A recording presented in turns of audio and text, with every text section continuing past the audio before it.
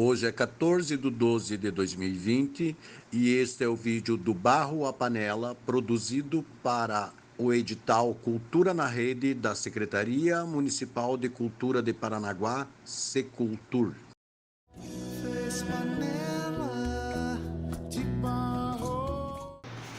Olá pessoal, eu sou Marcos Piantá, artesão, entalhador, escultor, ceramista, e estou fazendo esse vídeo chamado Do Barro à Panela para o projeto Cultura na Rede da Secretaria Municipal de Cultura de Paranaguá. A intenção é trazer um pouquinho do conhecimento sobre a cerâmica do litoral do Paraná. A cerâmica no litoral do Paraná, ela é pouco difundida atualmente. A cerâmica do litoral do Paraná, a cerâmica cabocla, a cerâmica caiçara, ela tem uma tradição na base alimentar.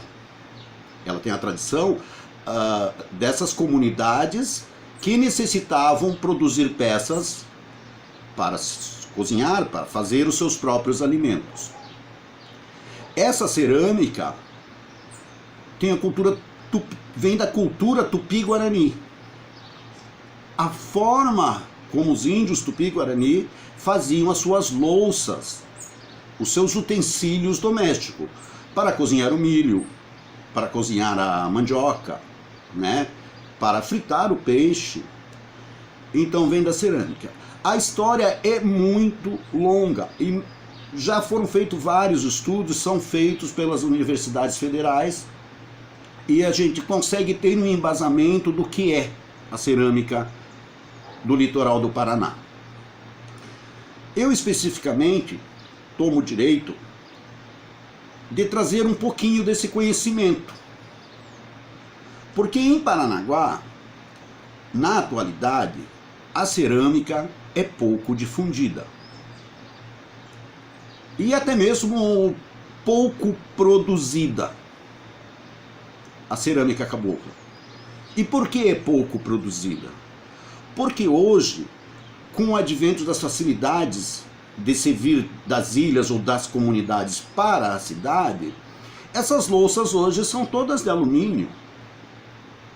Porque essa cerâmica era feita por necessidade.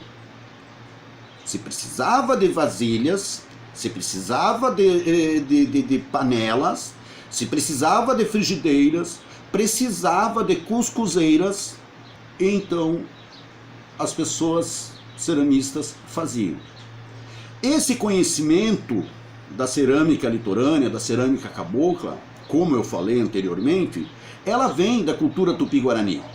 Ela obedece às fases da lua, ela tem um ritual todo para ser feito. Os tupis guaranis, eles faziam todos esses utensílios em cerâmica. Até mesmo as urnas funerárias que foram encontradas, estão no Museu da Universidade Federal em Curitiba, urnas funerárias feitas de cerâmica. Uma curiosidade, quando eu conheci, estudei sobre cerâmica, que me chamou a atenção, que as panelas tupis guaranis eram redondas embaixo. Redondas. Aí eu disse, mas como que ela para na mesa? Né? Como que vamos colocar uma panela dessa numa mesa? Os Tupi-Guarani não utilizavam mesa. Era para facilitar, acomodar essa panela na areia ou no chão. Então essas curiosidades fazem com que a gente vá aprendendo, vá pesquisando e fazendo o possível para resgatar um pouco desse conhecimento. E para podermos trazer para os dias de hoje um pouco desse conhecimento, não podemos deixar de falar numa pessoa que foi muito importante no fazer cerâmico do litoral do Paraná, do fazer cerâmico da cerâmica cabocla. Essa pessoa foi Dona Senhorinha Romão da Costa. Dona Senhorinha Romão da Costa, ela é da Ilha de Medeiros, da Baía das Laranjeiras. E a Dona Senhorinha se destacou porque ela encontrou na cerâmica uma forma de acrescentar renda familiar. Se ela gostava de fazer, com certeza, porque ela era muito prolífera.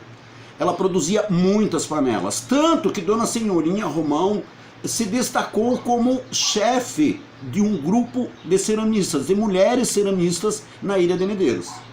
Como ela começou por necessidade, essa mistura, essa coisa toda, eu começo por necessidade, mas o que eu vou fazer com isso? Não adianta eu produzir tantas peças. Era a produção para venda, para que as pessoas tivessem. E a Dona Senhorinha, ela se destacou juntamente com a Dona Maria Gonçalves e outras ceramistas que se destacaram na Ilha de Medeiros. E, como eu falei, muito prolífera.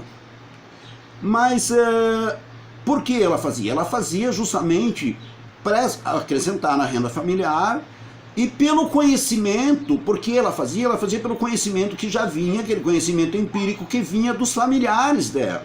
Que essa cultura do fazer cerâmico também é passada de geração em geração. E ela vai aos poucos se aperfeiçoando. Como vimos, a panela hoje ela é chata, ela se acomoda em cima do fogão, ok.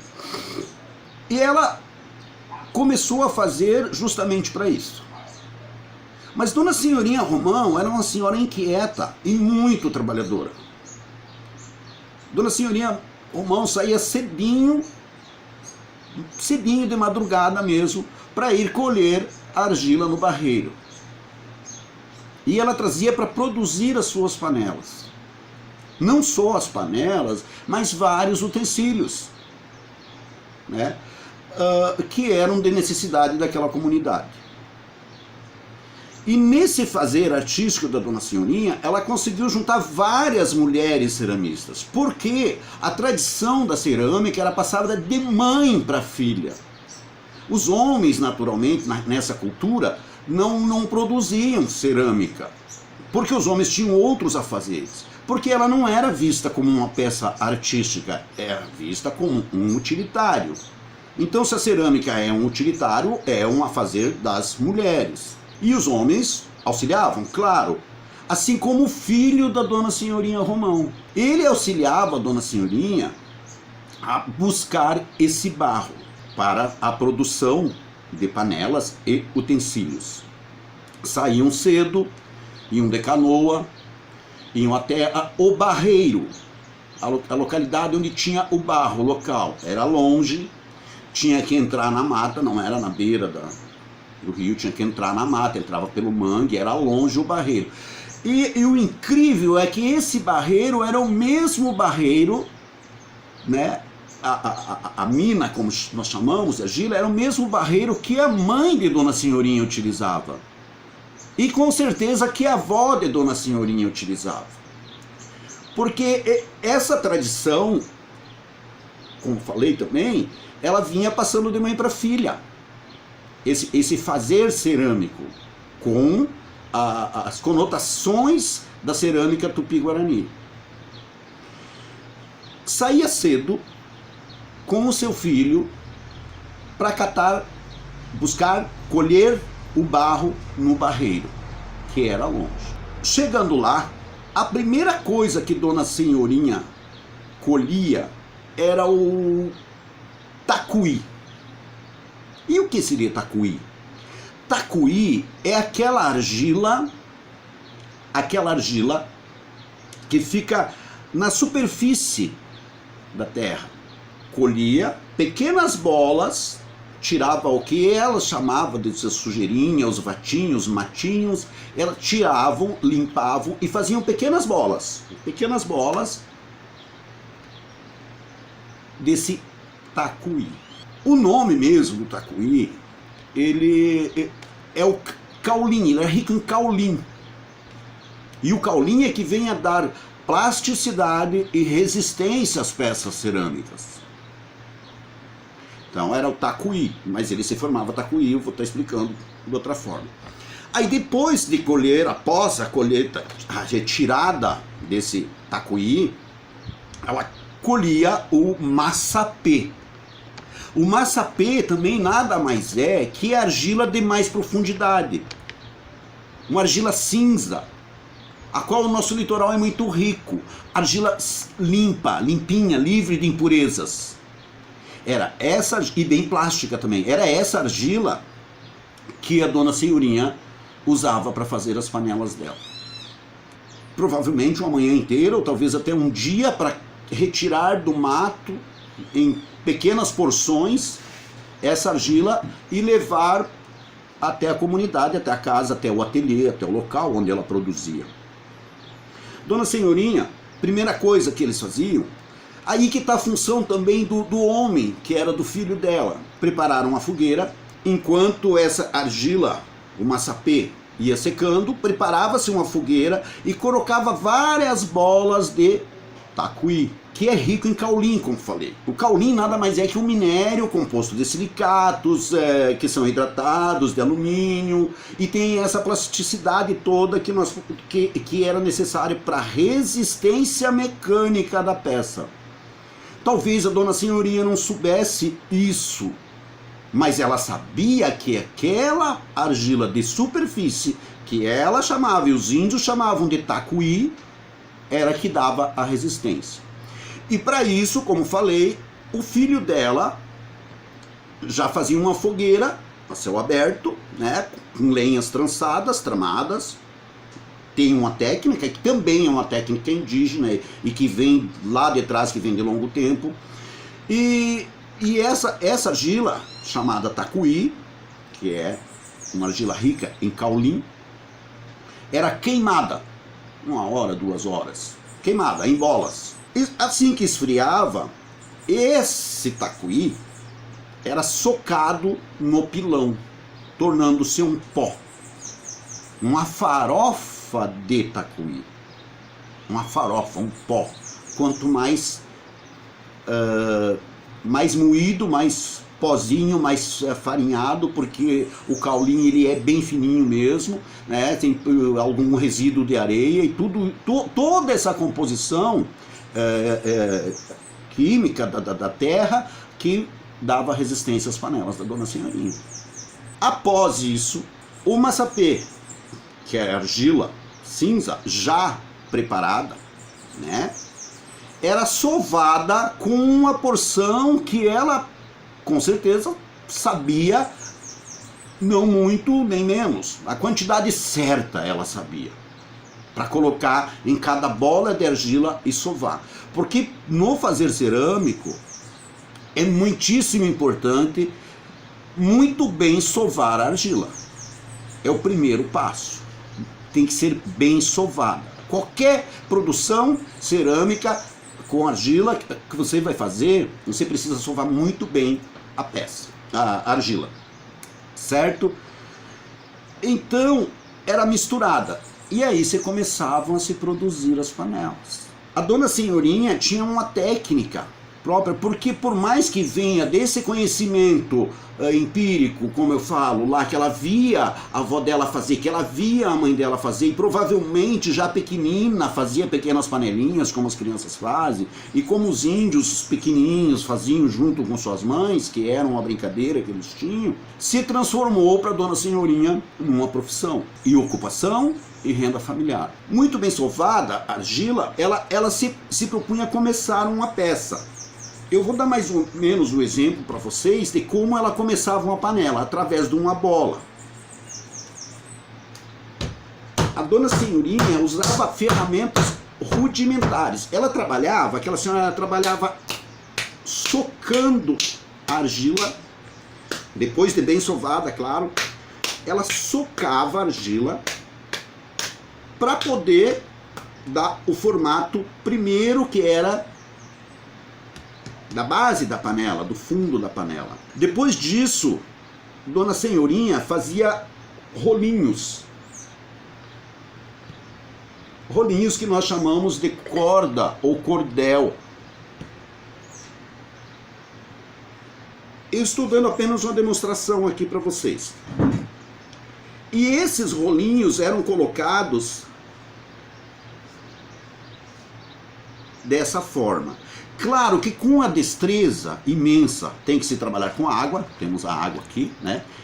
Com a destreza de mestra, de professora, de quem ensinava. Dona Senhorinha era muito generosa, ela ensinava, ela queria que mais pessoas fizessem as peças cerâmicas.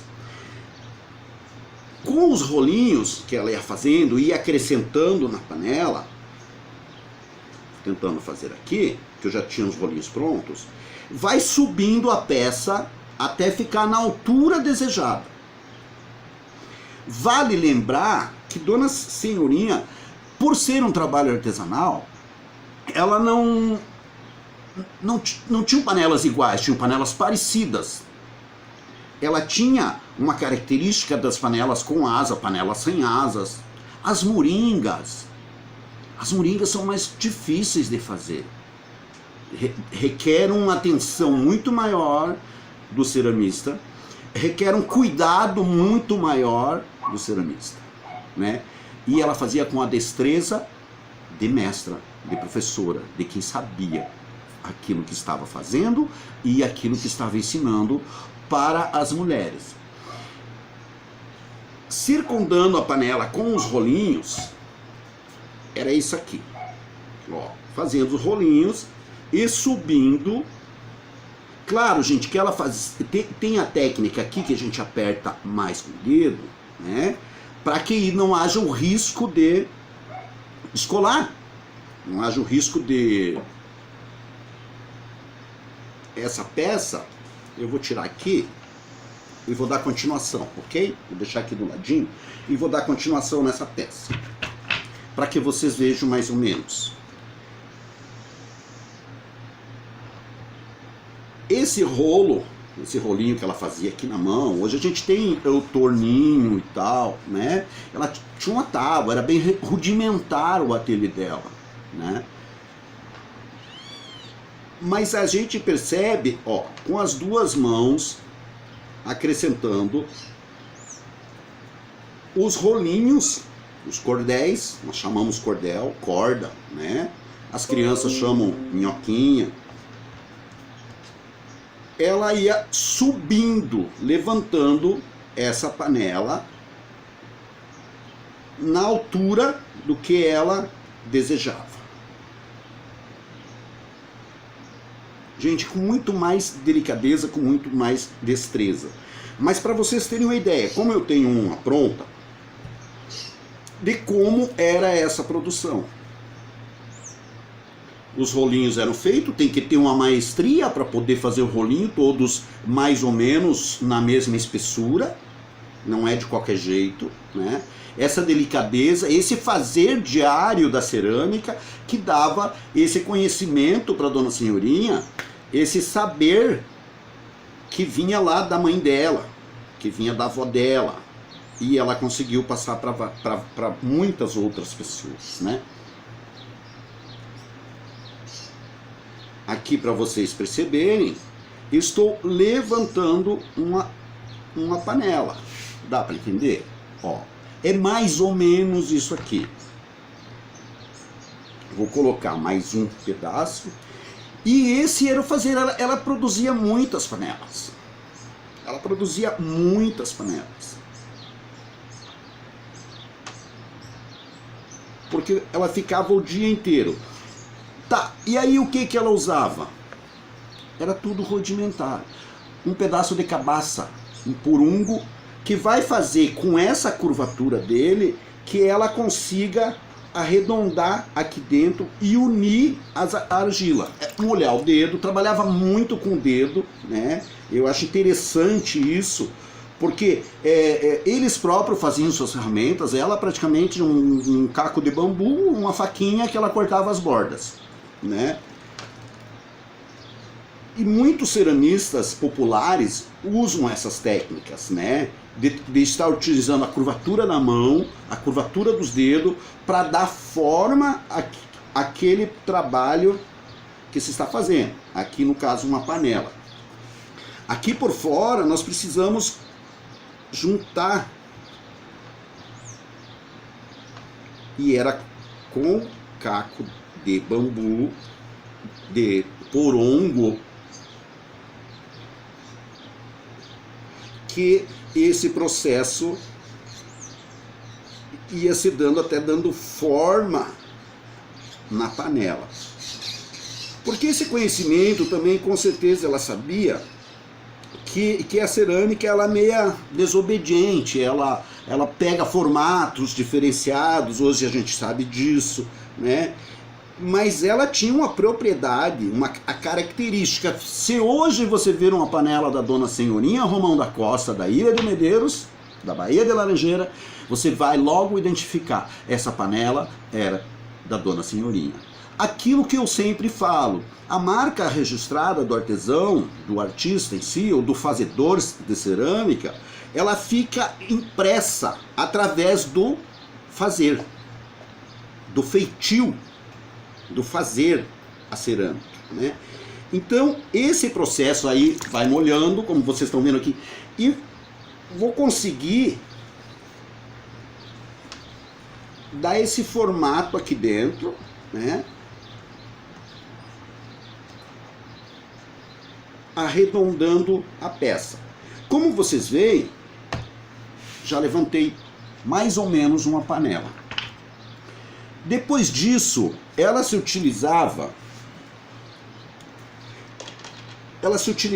de um sabugo de milho para fazer isso aqui. Eu vou utilizar a escovinha, que faz o mesmo processo. Mas lá, para eles, o sabugo de milho era uma coisa que tinha muito, né? Tipo, posso usar um para cada panela, se ele se impregnar de argila, eu limpo ele e tal. Por quê? Porque tem esse processo aqui de você estar unindo, não é bem alisando, porque as etapas do fazer uma panela, né, elas passam por isso. O rolinho, aí depois isso aqui vai ajeitando o formato dessa panela. Então isso aqui que ela utilizava era a mesma coisa dos índios, um sabugo de milho, que ele é áspero e ele vai juntando as peças, os cordéis, né? Que aqui eles não podem ficar separados, eles têm que ficar. Então, o dia inteiro produzindo panelas, né? Utilitárias, ela tinha uma bela produção, junto com suas alunas. Se utiliza muito a mão mesmo, né? Então ela usava a cabaça, né? Ela utilizava do sabugo, que eu aqui estou demonstrando com uma escovinha. Aqui realmente é uma cabaça e mostro para vocês que hoje nós temos ferramentas diferenciadas para fazer isso, né? Para dar aquela curvatura da peça. Mas eram feitas e são ótimas com pedaços de porungo, certo? Depois dessa escovada, e ela conseguia com o porungo dar esse bojo, esse contorno na peça, se utilizava o quê? Para dar um acabamento maior? Folhas. Folhas de goiabeira molhadas. Folhas de goiabeira molhadas vinham, porque elas são ásperas, vinham a dar o acabamento pouco mais fino na peça. E folhas de goiabeiras também, né? Tinha muito, com certeza. As folhas de goiabeira. Os índios também se utilizavam da folha da embaúba, que ela parece uma lixa, a folha da embaúba. Ela parece, se você rasgar ela aqui, ela é bem áspera e pode estar sendo usada como se fosse uma lixa fina. Técnica indígena. Ela parece uma lixa e ela dá esse acabamento. Claro que essa da embaúba, ela era usada mais no final, quando a argila está num ponto que hoje nós chamamos ponto de couro, né? E para ela lá, essa aqui era a peça verde. Verde é quando está mole, né?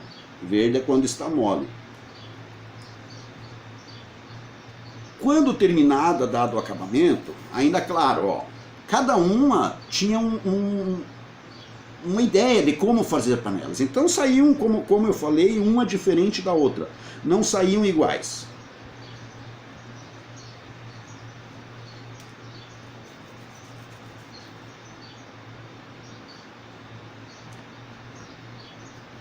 Eu vou fazer aqui a alcinha para mostrar para vocês a facilidade e até a rapidez com que Dona Senhorinha Romão da Costa e suas alunas faziam. Depois aqui era acrescentar a alça.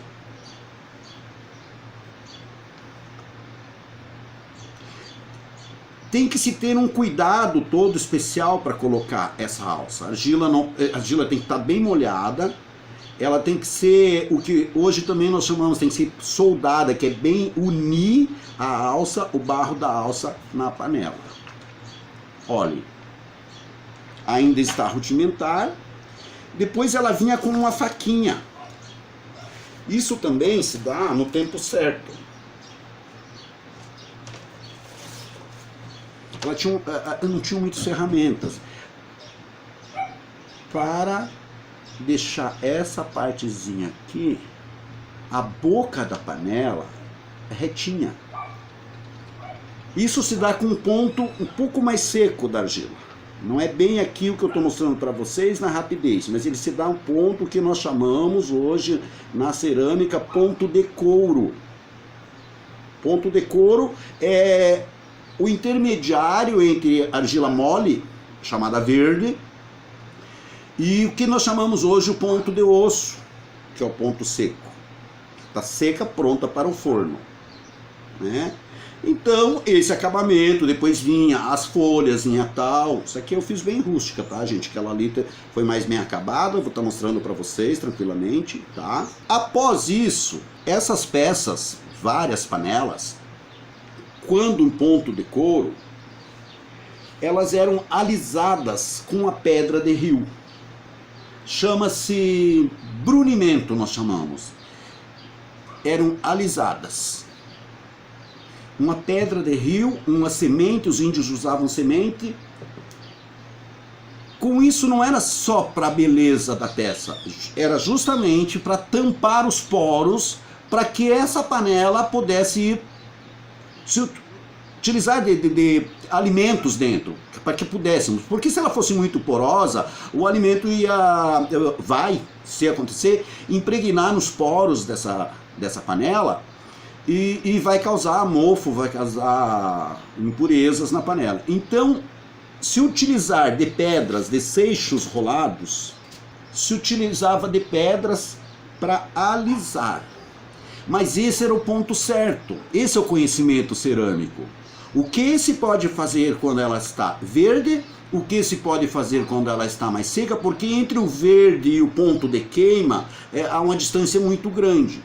Depois de tudo isso, ela colocava num giral, conferia tudo direitinho e colocava elas de boca para baixo toda ali, ficava 10, 15 dias, dependendo do clima. Após isso vem uma coisa que é muito interessante, que é a queima a céu aberto. A típica queima indígena, a queima a céu aberto. Dona Senhorinha não se utilizava de forno para queimar. Ela tinha, provavelmente o filho dela fez para ela, como 3 paredes de tijolo de 1 metro, 1,5 metro, e ali, era grande, e ali se eram colocadas lenhas secas, tramadas, tipo como em xadrez, né? Cuidadosamente colocadas aquelas lenhas ali. Após isso, com um pedaço de pau longo, as peças eram pegas. Vou mostrar para vocês, através dessa panelinha. Desculpa. Através dessa panelinha, uma vara longa de 2 metros, onde eram pegas e colocadas em cima dessa lenha. E após todas acomodadas, devidamente acomodadas todas as peças, era colocado o fogo. O interessante da queima. Hoje nós temos fornos elétricos, nós temos a gente pesquisa mais sobre as queimas e sabemos da diferença. O interessante é que eram queimadas em 2, 3 horas no máximo. Para um ceramista hoje, 3 horas de queima gente, é muito pouco, não queimou, não se transformou em cerâmica, não pegou resistência. Mas as panelas da Dona Senhorinha, como as panelas Tupis-Guarani dos índios, tinham muita resistência. Uma questão era o caulim que ela usava, que é o tacuí, o caulim. Ela se utilizava disso. Isso dava resistência mecânica. Outra técnica que é muito interessante, que muitos ceramistas confundem, que a parede da panela, falando especificamente da panela, para ser mais resistente tem que ser grossa, espessa. Não.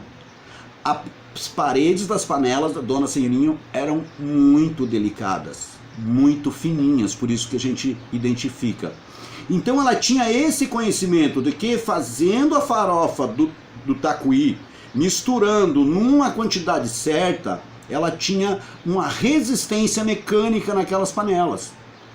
E que a panela, quanto mais fina a parede, muito melhor a queima.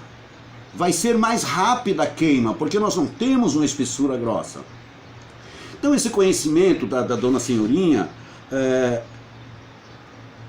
estudado, divulgado, como disse, pela própria Universidade Federal, existem matérias no estado inteiro. Hoje Dona Senhorinha é referência para estudo da cerâmica cabocla, da cerâmica caiçara no nosso litoral paranaense.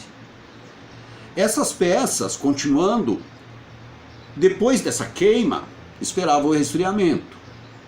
E eram retiradas da mesma forma, com a vara comprida e retirada. Nessa hora, todas as ceramistas estavam ali, curiosas, para ver o índice de perda.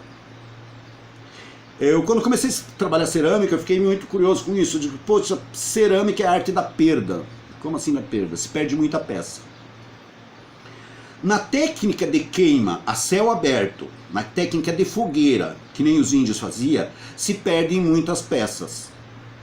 Há uma perda de 30%, 20%, o que já não acontece em fornos mais modernos, mais estudados, mais bem feitos. Então isso é fascinante, porque elas não tinham essa preocupação, elas sabiam que iam perder peças, então elas faziam tantas panelas porque eram rachadinhas, até porque as peças eram muito fininhas, como eu falei, as paredes muito fininhas. E após isso, após essas peças queimadas, a Dona Senhorinha comercializava. E graças a Deus ela ficou conhecida. Ela fez exposições, foi premiada em salões de arte do Paraná, salão de arte cerâmica, arte popular cerâmica. A Dona Senhorinha teve as peças dela, teve pesquisas feitas em cima do trabalho dela, na localidade onde ela mora. Infelizmente, a Dona Senhorinha Romão da Costa não tinha filha. E a tradição de passar a cerâmica de mãe para filha se perdeu com Dona Senhorinha. Sabemos que ela tentou passar essas técnicas e esses conhecimentos para uma sobrinha, mas parece que com a modernidade e a facilidade de se comprar utensílios, até cuscuzeiras de alumínio, essa arte, esse fazer, acaba se perdendo um pouco. Mas não custa lembrar que ceramistas, aqueles que gostam de cerâmica, como nós, como o grupo de ceramistas aqui de Paranaguá, como o pessoal da Federal da Praia de Matinhos, já tive contato com eles. Esse resgate está sendo feito e é muito bacana.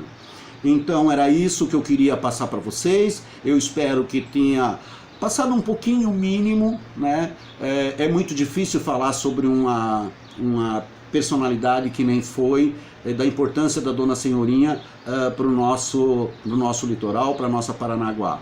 E que possamos estar sempre lembrando em memória essa cultura, essa arte de se fazer cerâmica cabocla no litoral do Paraná. E que possamos, através desse vídeo, estar aprendendo um pouquinho mais e, no mínimo, tendo vontade de pesquisar mais sobre a cerâmica cabocla no litoral do Paraná. Parabéns, Dona Senhorinha Romão da Costa, que deixa esse legado com a possibilidade de nós estarmos estudando. Gratidão.